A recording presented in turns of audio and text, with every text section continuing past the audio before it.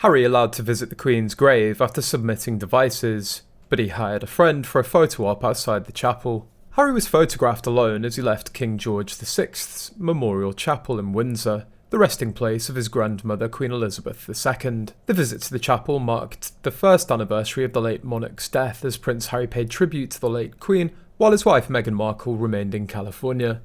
In sharp contrast, the Prince and Princess of Wales were united in their grief as they arrived at St Davids Cathedral in Wales for a small private service that included a commemoration of the late Queen's life.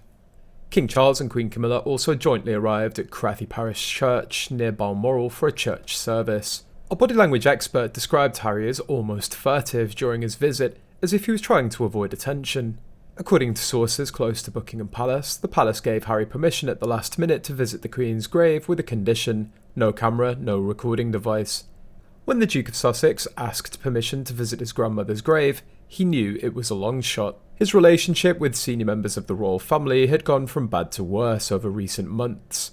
But as soon as he realised that he'd be in the UK for the first anniversary of Elizabeth II's death, there was only one place that he wanted to be. Buckingham Palace kept him waiting and he didn't hold out much hope, but eventually at the last minute he was told that he could make the private pilgrimage to the late Queen's resting place, deep in the confines of St George's Chapel, Windsor. The visit, however, had to be private, aides insisted. He almost pulled it off, but a savvy onlooker who happened to be in the grounds of Windsor Castle at around midday on Friday spotted the prince and swiftly pulled out their phone. The image was posted on social media, and within minutes the private visit was public knowledge. Perhaps Buckingham Palace was testing Harry, but Harry failed with his coincidental photo of him walking out of the chapel. But another source confirmed that it's no coincidence.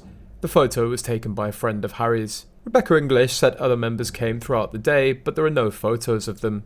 The Daily Mail journos giving everyone obvious clues. They wrote that the picture was taken by a tourist in quotes. The quote "tourist spotted him" makes it obvious, and Daily Mail wanted you to know that Harry arranged this. Harry failed that test to keep things private. Now that he's proven he doesn't honour his agreements, the British royal family needs to ban him forever.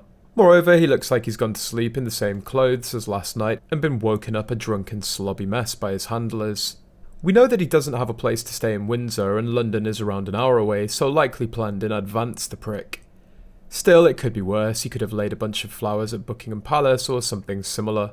A former royal aide has claimed that Prince Harry is no longer royal in the eyes of the royal family. Burrell was a former servant of the late Queen before he became a butler to Princess Diana, the former Princess of Wales. He claims that the royals now see Harry as a celebrity rather than a member of the firm, saying, "Harry's no longer invited to family functions, he's no longer invited into their fold. Now he's no longer royal in their eyes. He's a celebrity. He's hurt them. He's hurt his father, his brother, sister-in-law, his stepmother.